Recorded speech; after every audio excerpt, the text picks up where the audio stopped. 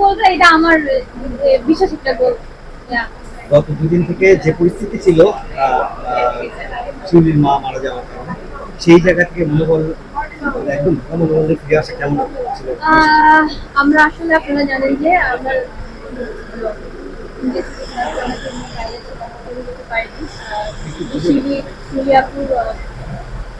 শিউলিয়াপুর মায়ের যে সংবাদটা পেয়েছি ওটা আমরা পুরো টিমমেট আমরা ছিলাম।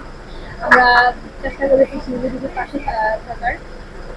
আমাদের টার্গেট ছিল যে আজকে ডু অর ডাই, আমাদের শিউলি দিদির মায়ের জন্য হলেও আমার পুরো দেশবাসীর জন্য হলেও আমাদেরকে নেপালকে হারিয়ে এই জয়টা শিউলির মাকে উৎসর্গ করবেন কিনা?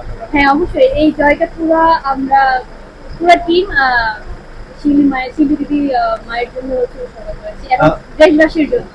সামনে তো নেপাল, সামনে তো ফাইনাল এবং তার কোনো বিকল্প নেই জয়ের এখানে, যেখানে ভারত প্রতিপক্ষ। কেমন হবে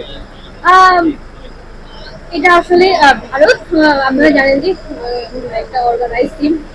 আমরা আসলে স্টাফরা কোচ যেভাবে যে প্ল্যান অনুযায়ী আমাদের যে প্ল্যানটা দিবে সেই অনুযায়ী আমরা আসলে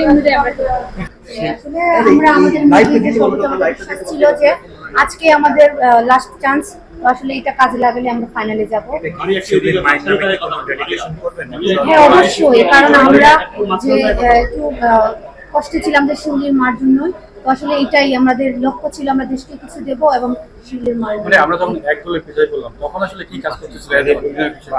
নিজেদের ভেতরে কি কথা হচ্ছে? সর্বপ্রথমে যে 90 মিনিট শেষ না হলে খেলা কিন্তু শেষ হয় না, যে কোনো সিচুয়েশনে আপনার খেলা কিন্তু ঘুরে দাঁড়ায়। তো আসলে একটা গোল তো খাবোই, যে এমন না যে গোল খাবো না, তো আসলে খেলার উপর নির্ভর করে সবকিছুই।